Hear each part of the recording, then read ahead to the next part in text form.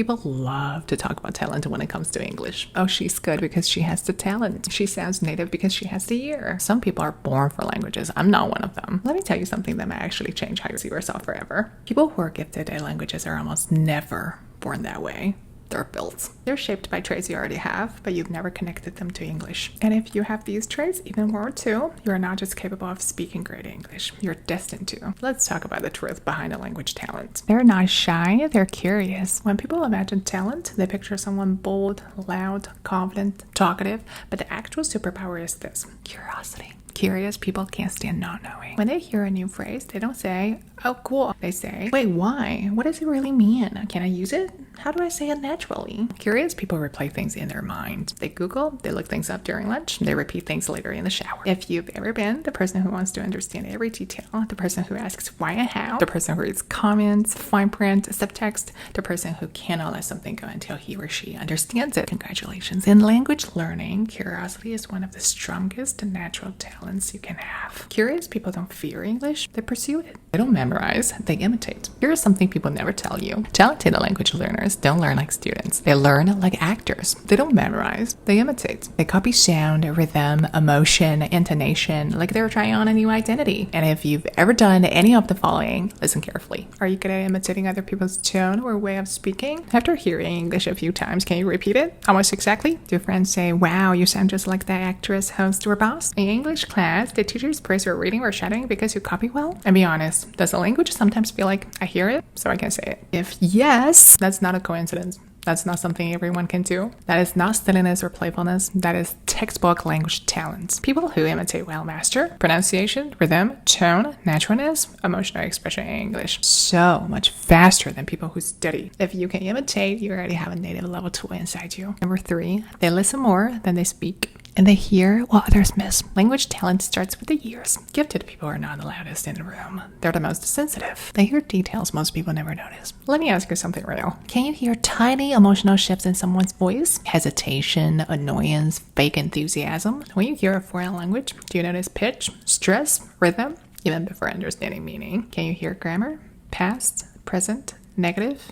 Even if you can't explain it, are you naturally sensitive to accents? American, British, Australian? And big one. Do you pick up sounds fast? Melody, rhythm, flow, almost instantly? If you say yes to any of those, you have superior sound sensitivity, one of the strongest indicators of language talent. This trait helps you pronounce better, pick up idioms and real native rhythm, adapt to accents, and sound more natural than other learners. People think fluency comes from confidence. It actually comes from hearing deeply. If you're the person who notices subtle shifts in people's tone, who senses emotional energy in a room, who remembers how things sounded, you were built for languages. Number 4, they repeat tiny things until they click. Gifted people don't rush, they repeat.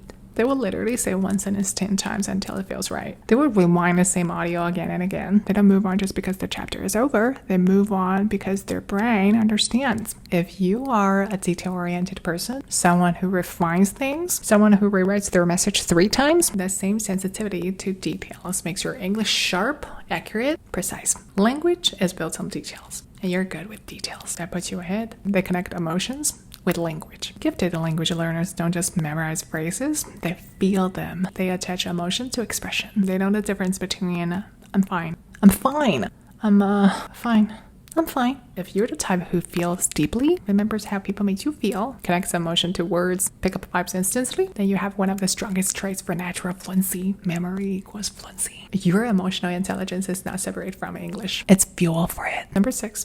They fall in love with the process, not the results. Motivation is cute, but unreliable. But obsession gets things done. Talented learners enjoy small wins, gradual progress, checking boxes, watching themselves improve. If you're the type who gets satisfaction from learning something new, organizing things, completing your goals, seeing growth over time, then you're wired for language success. English is not a 30-day challenge. It's a lifestyle. People who enjoy the process always win. Number 7, they don't fear mistakes.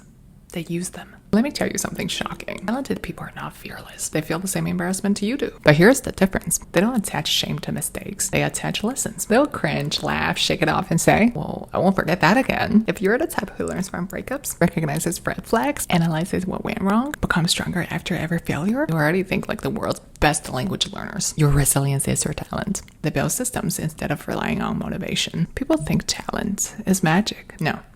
Talent is structure. Gifted learners know 10 minutes daily, greater than 2 hours once a week. Consistency, greater than intensity. If you use calendars, planners, notes, apps, timers, to-do lists, you already think like a high-performance learner. You're organized, you're structured, you're capable of massive practice with the right system. Number 9, they practice in real life, not just in their head. Talented people practice everywhere. In the shower, while driving, walking to work, getting ready, washing dishes, reading emails out loud. If you rehearse conversations in your head, if you replay arguments, if you practice what you've said, you're already doing exactly what talented people do. Just switch the language. They're not born confident. They become confident. Confidence is not a personality trait. It's a cycle. Practice, progress, confidence, more practice. Anyone can enter this cycle. You just need the first 10%. And if you've ever built confidence in any area, fitness, careers, relationships, skills, you can build it in English too. So here's what I want you to walk away with. You're not bad at languages. You're not talented. You're not too old, too busy, or too late. You simply haven't recognized the traits you already have. If you're curious, sensitive to sound, good at imitating, good with details, emotionally intelligent, consistent,